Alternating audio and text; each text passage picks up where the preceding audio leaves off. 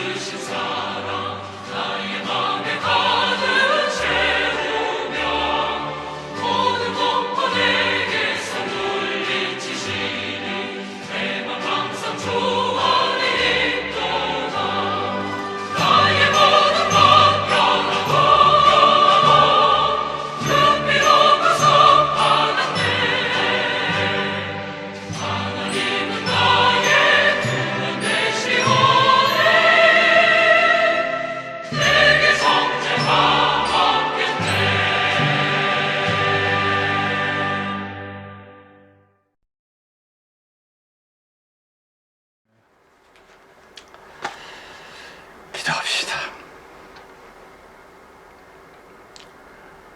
성령이여 자비를 베풀어 주옵소서. 살아갈 수 있는 용기와 살 수 있는 소망을 주옵소서. 성령이여 간절히 빌고 원하옵나이다. 우리에게 살 힘을 주시고 자살하지 아니할 수 있는 용기를 주옵소서. 끝까지 잘 버틸 수 있도록, 끝까지 잘 견딜 수 있도록 우리에게 새 힘을 주심을 믿사옵고 우리 주 예수 그리스도의 이름으로 감사하며 기도드렸습니다. 아멘. 아멘.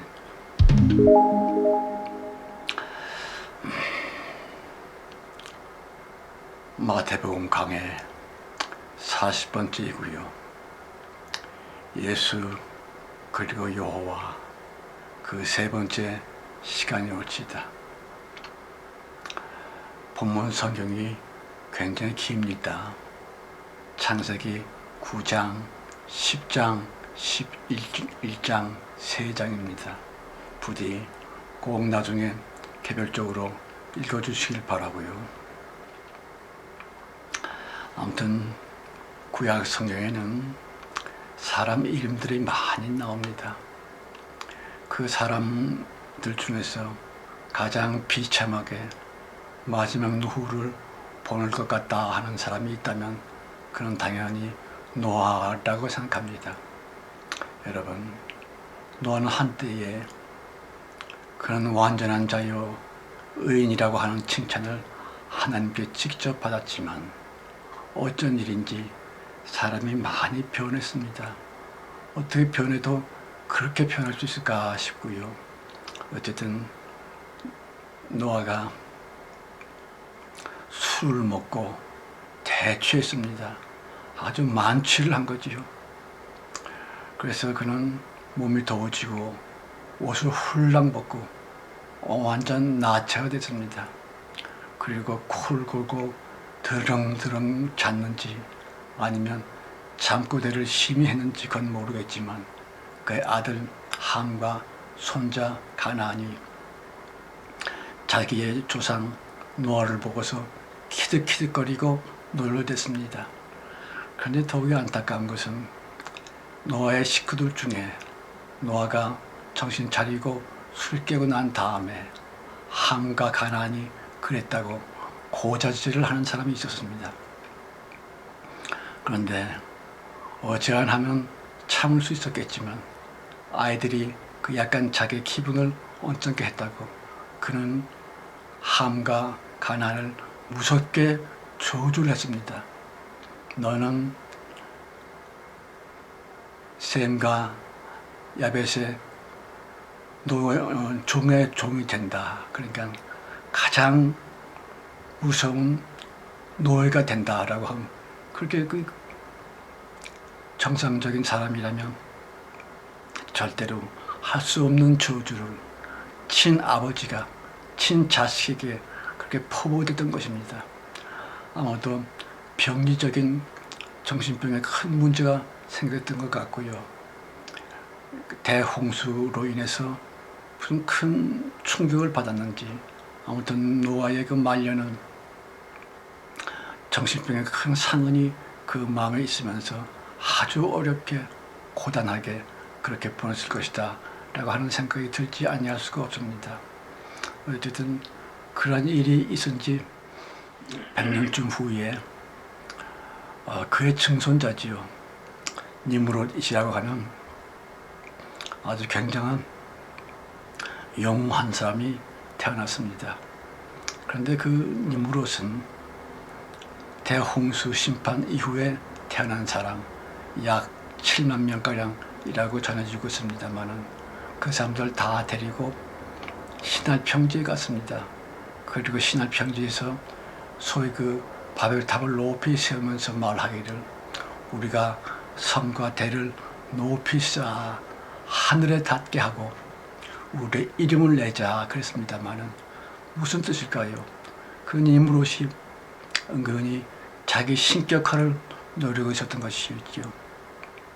그 교만한 인간, 아주 그 오만한 자가 자기 신격화를 시작을 했다 하는 생각이 듭니다만은 그리고 또한 이상한 것은 창세기 11장 5절에서 9절 사이에 그 짧은 성경에서 무려 5번씩이나 여호와께서라고 하는 단어가 나옵니다. 하나님 여호와께서도 아니고 여호와 하나님께서도 아니고 오직 여호와께서 그러니까 그는 창세 이전부터 하나님의 첫 맏아들이었고 첫 이름이었던 그 여호와가 분명히 한데 어떻게 해서 그가 신할 평지 바벨탑 쌓는 현장에 나타났을까요? 그는 분명히 사람들에게 원망받을 일만 골라서 해놓고 나서 하나님께 버림을 받았지요. 그래서 그는 주님께서 일어나시기를 홀이라도 다 갚지 아니하면 거기서 못 나온다라고 하는 옥에 갇히는 신세가 되었습니다마는 그런데 아마도 분명히 예수 이름께서 여호와를 위하여 중보 기도를 했을 것 같고요. 하나님께서 예수 이름에 중보 기도를 받으셔서 여호와에게 다시금 기회를 준 것 같습니다. 다 박탈해졌던 권세와 능력을 그에게 부여를 하고 그를 신할 평야 거기로 보는 거지요. 근데 그 하나님의 보내심을 받고 신할 평지에 딱 도착을 해보니까 가관인 겁니다. 창세기 전부터 자기 뒤에 찰흙은 머리처럼 찰싹 달라붙었어. 그렇게 자신을 미혹하고 혐오했었던 그 사탄 마귀가 이제는 니무롯이라고 하는 추장이고 족장이죠. 그에게 빙의가 된 것입니다. 그래서 여호와께서는 대번에 알았지요. 저 바벨탑을 반드시 공사를 중단시켜야만 된다. 이것이 바로 하나님께서 나에게 권능 주셔서 이 신할 평지로 보내주신 뜻이겠다라고 생각하면서 어떻게 해야만이 저 공사를 멈추게 할 수 있을까. 아주 기발한 지혜가 떠오른 겁니다. 언어를 혼잡게 한다. 언어를 혼잡게 한다. 언어를 혼잡한 것이 무엇입니까? 가령 탑을 쌓는 공사 현장에서 한 사람이 여러 가지 자재를 공급하고 있는 그 사람을 불러 세웁니다. 여보시오, 물 좀 떠다 주시오, 물. 그런데 언어가 혼잡되었으므로 도대체 무슨 소리인지를 모르겠는 거예요. 그래서 저 사람은 원래부터 술을 좋아하는 사람이었으니까 술을 한 바가지 떠다가 그 사람한테 줬지요. 그때 그 사람은 소리를 꽥 지르면서 이거 술 아니냐? 내가 너한테 물을 떠달라 그랬는데 왜 술을 갖고 왔어? 라고 큰 소리로 야단을 쳤겠지요. 근데 듣는 사람의 입장에서는 언어가 혼잡되므로 도무지 외국어를 하는 것 같이 들리고, 그래서 두 사람은 말싸움이 벌어졌겠고 나중에는 갈등이 벌어지고 중국 싸움까지 했을지 모르죠. 또 다른 현장에서는 한 사람이 역시 또 자재를 공급하는 사람에게 여기 벽돌 좀 갖고 오시오 그랬어요. 근데 이 사람도 역시 무슨 말인지 알아들을 수가 없는 거예요. 그래서 할 수 없이 저 사람은 늘 자기한테 모래를 갖다가 달라 그랬으니까 들통에다가 모래를 가득 담아서 그것을 그 앞에서 모래를 풀어놨습니다. 그랬더니 이 사람은 역정을 내면서 넌 내 말이 말 같지 않냐? 내가 너한테 벽돌을 달라 그랬는데 왜 모래를 갖고 왔어? 그런데 그 말을 듣는 사람의 입장에서는 외국어도 그렇게 생소한 외국어일 수밖에 없으니까 벽돌 모래 벽돌 하면서 아무도 대판 싸웠을 겁니다. 말이 달라졌고 말이 혼잡됐으니까 도무지 교통이 안 되는 것이에요. 그러므로 바벨탑 봉사 현장은 그대로 중단되었고 사람들 모두 바벨탑에서 내려와가지고 신할 평지에서 어슬렁어슬렁하고 있었습니다. 아무래도 그 광경을 본 니므롯 추장은 소리를 꽥 지었겠지요. 너희들 왜 일 안 하고 대낮부터 농땡이를 부르느냐. 그리고 이제 여러 가지 큰 소리로 웅변을 했을 것입니다. 마지막 웅변이지요. 우리가 바벨탑을 쌓으려고 하는 이유는 성과 대를 높이 쌓아 하늘에 닿게 하고 우리 이름을 내려고 한다라고 그렇게 말을 니므롯은 했지만 듣는 사람은 전혀 생소한 외국어로 들은 거지요. 가령 우리나라 사람이 러시아 사람이 하는 말을 듣는 것보다도 더 아주 난해한 말로서 들렸을 것입니다. 그래서 사람들은 저 우리 추장 니므롯이 미쳤는가 보다 라고 해서 사람들은 웅성성하고 소란스러워 졌죠. 그리고 그날 밤에 그렇지 않아도 니므롯의 통치 방식이 매우 쉬웠던 몇 사람이 몰래 니므롯이 잠자고 있는 텐트에 숨어 들어갔지요. 그리고 칼로서 그 목을 잘라버리고 니므롯의 시체를 여러 조각을 내서 강에 여기저기 다 흩뿌리게 됩니다. 왜냐하면 너무나도 강력한 호걸이요 영웅이었기 때문에 그 미신적으로 혹시나 살아남을지 날지 모른다고 하는 두려움 때문에 그 시체를 난도질해서 여기저기 다 뿌려버리고, 그리고 그 다음날부터는 자기들과 말이 같은 사람들끼리 모여서 유럽으로, 아프리카로, 인도로, 극동으로, 뭐 사방으로 흩어져 나갈 수밖에 없었습니다. 근데 문제는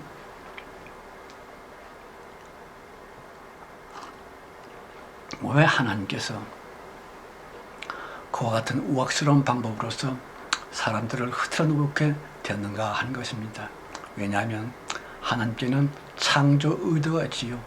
어쨌든지 사탄을 사로잡아 지옥에 쳐넣어야 된다 하는 창조 의도가 있는데, 그 창조 의도를 실행하기 위해서는 첫 번째 과정은 노아의 홍수로서 끝났지만 다음 두 번째 단계로 나아가야만 되는데, 사람들은 도무지 흩어질 생각을 안 하는 거예요.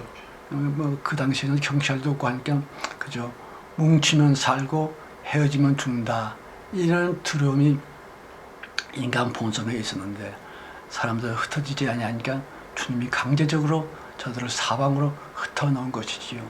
어쨌든 우리 국민들에게 아주 대단한 그 특이한 성격 둘이 있습니다. 국민성이지요. 하나는 종교심이 아주 강하다고 하는 것과, 둘째는 돈이고 사람이고 많이 모아서 그걸 가지고서 다른 사람들에게 잘난 척, 자기 자랑하고 싶은 그런 이생의 자랑 심보, 교만이지요. 그 두 가지 독특한 성격이 있습니다. 그래서 우리나라에 전래되어지는 모든 종교들마다 우리나라에 들어오게 되면 대박을 놓게 됩니다. 불교도 그랬고, 유교도 그랬고, 천주교도 그랬고, 개신교도 그랬고, 1884년에 언더우드와 아펜셀라 선교사들을 통해서 우리나라에 개신교가 전래가 됐습니다만은, 우리나라의 개신교며 기독교는 지금 아주 굉장히 융성되어 있죠. 세계 전체 기독교의 두 양대 기둥이 있는데, 미국과 우리나라 이렇게 크게 개신교까지 번영이 됐고, 그 뭐 주님의 뜻이라기보다는 우리 국민들이 갖고 있는 그 독특한 특성, 종교심이 유달리 강하죠, 우리 민족이. 그리고 또 많이 모으고 싶어서, 그래야 사람들에게 좀 우쭐 거리고 싶은 그런 마음들, 그런 국민성 때문에 우리나라의 개신교가 크게 성공한 것 같습니다만은, 그러나 좀 안타까운 것은 그렇게 모여서 수적으로 많은 참 융성을 이뤘다고 해서 그것을 과연 하나님이 기뻐하실까? 그런 것 같지가 않습니다. 주님께서는 창조 의도를 성사시키면서 하나님께서 쓰시려고 하는 두 번째 방법은 그런 것이 전혀 아니기 때문에 그렇습니다. 그것은 여호와 이름의 방식이고, 종교적인 방식은 될지 몰라도 예수의 이름은 낮아지면서 낮은 곳을 흐르는 그런 예수 생명의 질서로 말미암아 주님께서는 사람의 숫자가 늘어나는 것과는 아무 관련이 없었습니다. 그런 그 사도 바울 말입니다. 다메섹 도상에서 그가 햇빛보다도 더 강력한 예수 그리스도의 빛을 받고서 장님이 됐습니다. 그리고 장님으로 어렵게 며칠 지나는데 성령께서 아나니아라고 하는 성도를 보내서 사도 바울을 안수를 하고, 그의 두 눈에서 비늘이 떨어져 나가면서 그는 기적을 체험한 거죠. 장님이 다시 시력을 회복하는 큰 기적을 체험했습니다. 그때 주님께서 은혜를 부어주고 기적이라는 축복을 줬으니까 당장에 사도 바울을 크게 썼느냐? 그렇지가 않습니다. 영 엉뚱하게들이 아무도 없는 아라비아 광야로 그를 인도하십니다. 광야라고 하는 것은 미드바르라는 뜻인데, 드바르, 그러니까 말씀이 있는 곳, 말씀이 들리는 곳, 그것이 바로 광야입니다. 주님께서 그 사도 바울을 광야로 인도해서 전도를 시키는 것이 아니라 아예 사람과의 모든 관련성을 다 끊고 친구고 말벗이고 일체 사도 바울에게 접근하지 못하게 하고, 오직 사도 바울을 주님께서 독차지하고 하게 된 것이지요. 광야에서 3년, 그리고 길리기아 다소에서 10년, 만 13년, 14년을 동안을 주님은 사도 바울을 독점합니다. 그리고 진리를 가르쳐주고 왜 창조를 하셨으며 왜 주님께서 성육신 하셨고 십자가에 달려 돌아가시고 진리에 대한 모든 말씀을 배우게 했을 뿐만 아니라 앞으로 장차 세계는 어찌 될 것이다 라고 하는 예언까지도 주님께서 사도 바울에게 잘 가르쳐 줬습니다.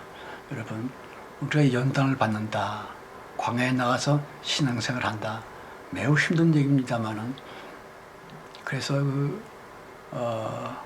연단을 받는 사람들은 초장에는 베드로 사도가 그랬던 것처럼 베드로가 뭐라 그랬지요? 예수 그리스도를 저주하고 맹세하면서 나는 예수 그리스도를 모릅니다라고 부정을 했지요.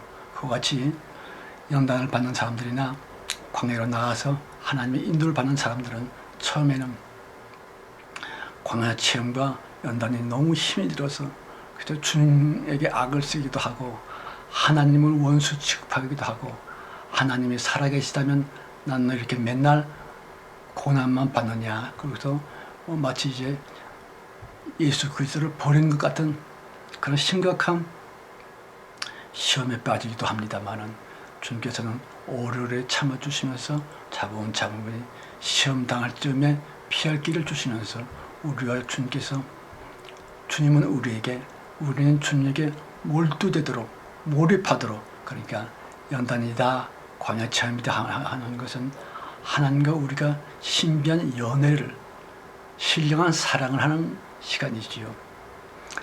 참 놀라운 것은 그렇게 급할 때일수록, 정말 일가가 여삼치 같은 매우 바쁠 때일수록 하나님께서는 우리들을 독차지하시면서 깊이 연단을 하십니다. 무슨 뜻일까요? 그러니까 하나님으로 말미암아서 연단받는 성도들이라 하는 사람들은 가장 귀중하고 가장 소중한 일을 하는 중이라는 뜻입니다.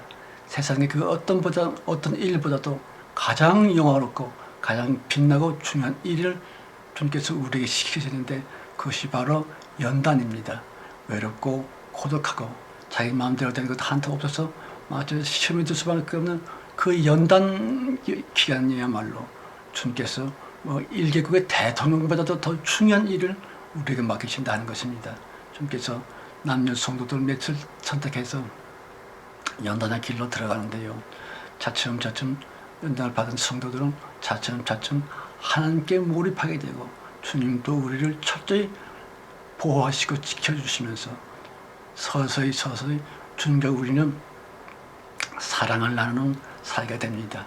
보통 일반적인 믿음이라고 하는 것은 믿음으로 구원받고 믿음으로 복받고 믿음으로 천국 가고 하는 겁니다만은 성도들, 그러니까 하나님 앞에 특별히 선택받아서 주님께 연단을 받는 성도들은 우리의 신앙생활은 하나님과 사랑을 나눈다 하는 것이 됩니다. 그건 사뭇 다르죠. 저들은 일반적인 믿음이라 하는 것은 종교생활이지만 우리는 종교생활이 아니라 하나님과 연애를 하는 기간을 우리들은 연단이라고 합니다. 그러니까 남자와 여자가 만나서 서로 사귀고 연애할 때에는 대체로 내 여자 혹은 내 남자 그 사람만 보고 싶고 그 사람의 음성만 듣고 싶고 그러니까 몰입하게 되는 것입니다만 연단이라고 하는 것은 바로 그런 것입니다. 하나님께서 나에게 집중하시고 나는 하나님께 집중하고 그래서 점차 우리가 성화되고 영화가 되고 그래서 드디어는 하나님과 우리가 말씀이신 주 예수 그리스도이신 말씀과 우리들이 신령한 혼인을 하게 됐지요. 혼인을 하게 되면 주의 말씀이 우리 영혼 속에 착상이 되면서 마지막에 큰 고비를 넘기면서 해산의 수고를 합니다. 요한계시록 12장에 보면 해를 입은 여자가 아이를 분만하느라고 크게 고통을 하게 되는데 마침내 아들을 낳았다. 그 아들은 장차 철장으로서 만국을 다스릴 산의 아이다. 그렇습니다. 하나님께서는 숫자에 많고 적으면 아무런 관련을 갖고 있지 않습니다. 보통 그저 많이 전도하고 많이 또 교회 등록시키고 세례주고 하면은 그 숫자적인 여세를 모아서 하나님께서 영광 받으신 가운데 재림하시겠지 합니다만은 전혀 그렇지 않습니다. 극단적으로 말한다면 단 한 사람이라도 주의 말씀의 깊은 세계 속을 체험하여 그 주님께서 원하신 그 믿음을 낳을 수 있는 그런 사람이 한 사람만 딱 있어도 주님은 재림을 하실 수가 있는 것입니다.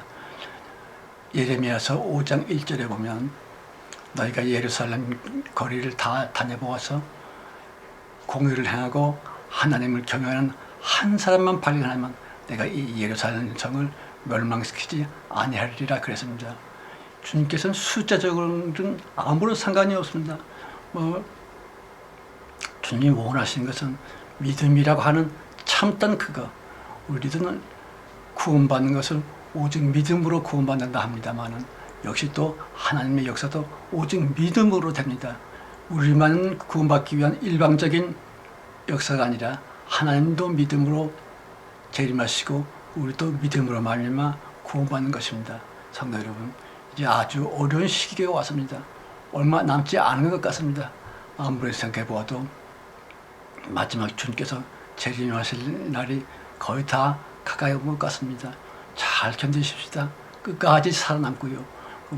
삶의 의미가 없다더니 죽고 싶다더니 그런 큰 시험이 우리에게 올 수밖에 없습니다만 끝까지 잘 살아남아서 주 예수 그리스도의 새 하늘 새 땅에서 다 만나시기를 간절히 바랍니다.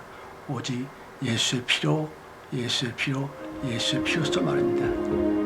지금은 속히 오실 우리 주 예수 그리스도의 은혜와 아버지 하나님의 그 놀라우신 사랑 충만함과 창세기 전 우리를 선택해 주셔서 최후의 대봉 때 높이 들어 쓰고 계시는 성령님의 내주 내재하심 끝까지 지켜 보호해 주심 완전하게 축복하심이 우리 모두와 우리 어린 것들 무엇보다도 우리들의 간절한 기도 제목 위에 이 저희 영혼이 충만해 주셨기를 간절히 축원드려 싸움나이다. 아멘.